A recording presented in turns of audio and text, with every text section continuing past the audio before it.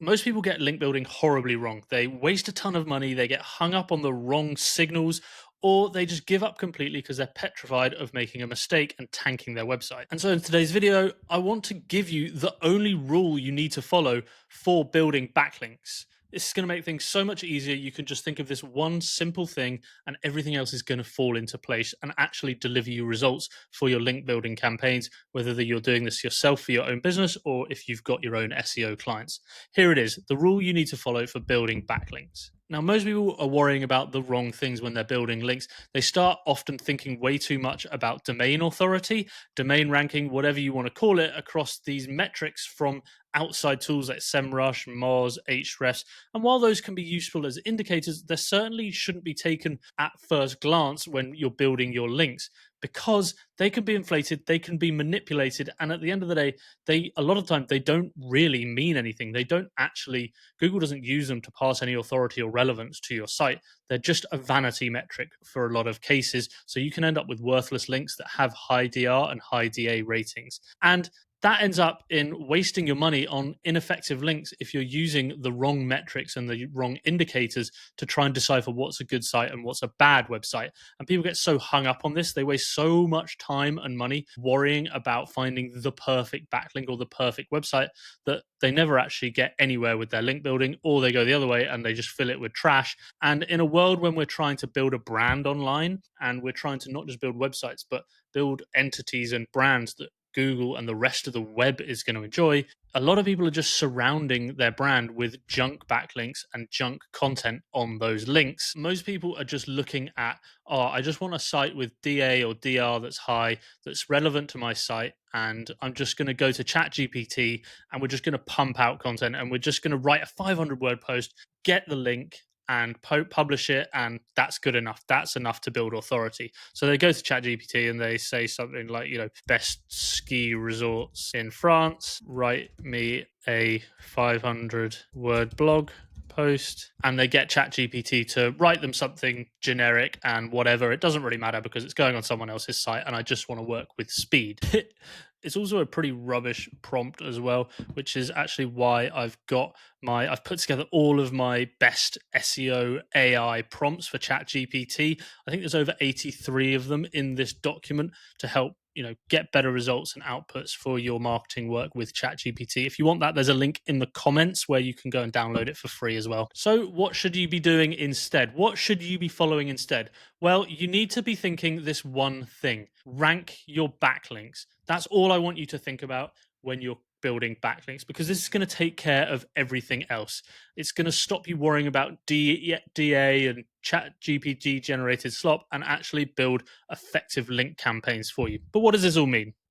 Well, let's go over to this side of the board. Rank your backlinks. Ranking your backlinks means actually producing content that shows up in Google search, that ranks for keywords that are related to your brand or your topic. There's no better signal than Google actually ranking the content that you have a backlink into it. It's a guaranteed positive signal, especially if it's a relevant keyword to what you want to rank for too. And that's guaranteed authority, guaranteed relevance all round.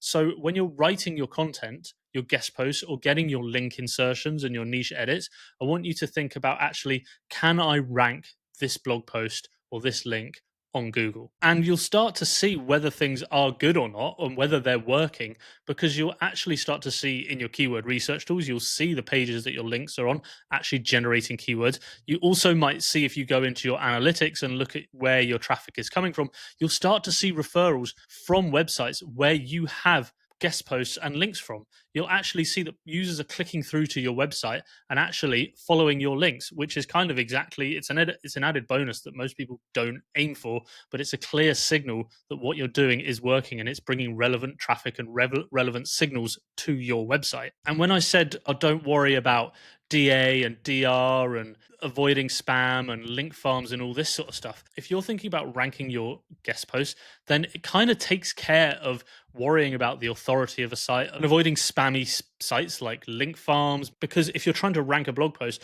you kind of naturally take all of that stuff into account. You kind of take into account, well, is this a spammy website that I'm going to try and put a blog post on? Well, if it is, yeah, well, it's probably not going to rank. Has it got any modicum of authority or relevance to actually rank on Google? Yes, it has. Great. No, it doesn't. Well, that takes care of that argument. It helps build a brand because, as we've just seen, it will actually generate a little bit of traffic to your website and be relevant to your site as well. And you don't have to worry about Google penalties. Google's not going to penalize sites and posts that are actually it wants to rank.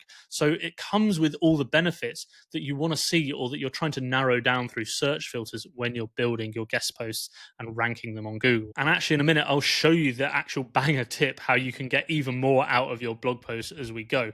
Actually, I'll just show you now. Actually, look, if you've ever learned anything about SEO, when you're posting content on your own site, you're taught one big thing, and that's don't link out to competitors in the SERP.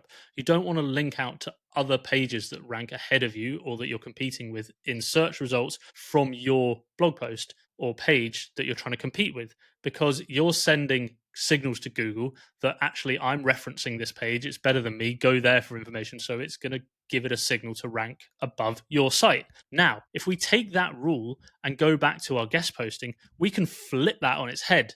We can actually say we want to try and link and rank for all the same or similar keywords as our main page. You can do an almost hub and spoke method for your page. So you could go and publish 1, 2, 3, 4, 5, 6, 7 guest posts on contextually or relevant sites of varying authority and quality, and point all of those backlinks back at your brand, your website, your information to tell Google, hey, we're going to try and rank all of these guest posts somewhere. They don't necessarily have to be page 1. They could be page 2 and 3, but we're all targeting roughly the same keyword, and we're all pulling information or recommending this particular source, which is going to give you an even bigger boost, which also works if you're looking at niche edits and link insertions. If you can go through your main keyword, let's say actually we were talking here about best ski resorts in France. We could take best ski resorts in France, Google that keyword, go through search results and say, actually look at all these places. Where do we want to be featured in this Reddit thread? For one, we could make sure we're getting a mention in there somehow. We could go through all of these and see if there's any way that we can actually get mentioned on any of these pages in the search results, reaching out to people to include us or adding our own information to these pages where possible. Of course, that might not always be possible. People are very protective of their websites, but it's a good place to start. Or we can start writing our own posts and get them published on similar or the same sites, even if you think they're going to accept a guest post. Also has another benefit of, if you're writing SEO friendly guest posts that you want to publish on other people's sites, and if you're like me and you have some examples of how you've ranked and generated traffic for other people's sites with this content, you might get a better rate. You might not have to pay so much to publish, or you might even get it for free, because you can say, hey, I've written this great blog post. It's pretty much guaranteed to rank and bring you traffic for this easy keyword. Can you just publish it for me? You get great content, I get a link, everyone wins. Particularly if it's within your industry and it's people you know that you can call up and ask to publish a post on their business website or something like that. Really easy to do. And all you have to do is go to a site like Answer Socrates here and type in, what did we have? What were we talking about? We were talking about ski resorts in France in our ChatGPT example there. We could go and do a search for all the long tail phrases on this keyword that we might be able to start using. Scroll down and go and find, there's even some bottom of funnel content as well, which you could start writing for as well, which would be very attractive to people. Pick out a really easy word here. Ski resorts in France beginning with M's, probably not got loads of competition.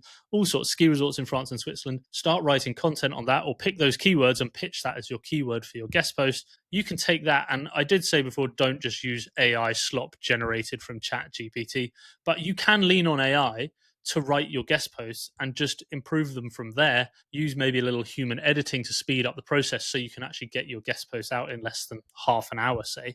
There's a great tool I like to use called Koala Writer, which actually is great. I don't use it for my own internal content, but for guest post content, I find it works really well, where I'm just trying to get good enough content to rank and be of decent quality to support around my brand around the web, rather than spending hours and hours crafting this myself or a writer crafting it itself. So you can actually use this tool. You can select the different models you want to use, target keyword in there. You can select, I love this, SEO optimization. You can use AI powered optimization. It's going to analyze the search to create your article outline. You can choose the article length, all sorts of things. Third person, second person's probably best. Deep research, everything.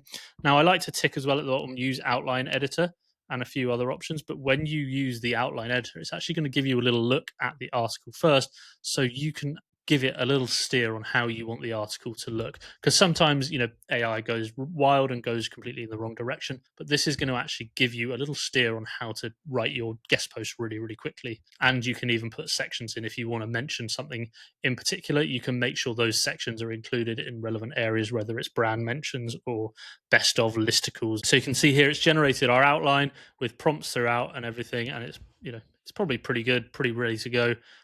It's pretty long, but it's got FAQs at the bottom and everything. So you can refresh this. You can go and edit these areas. It's got, pretty sure it puts in at the top actually here, relevant keywords and entities and topics you want to mention through different sections. So you can see it's got the relevant keywords that we want to be talking about and entities that we want to be talking about. You can hit write article. It's going to go and write that. And usually I would take that article, get it into Google Docs, do some human editing, improve it a little bit, just up the quality one step more, because I'm always thinking about building quality rather than just trying to generate slot to just fill link metrics up. I'm actually trying to generate real results for the people I'm working with and the links I'm building for clients.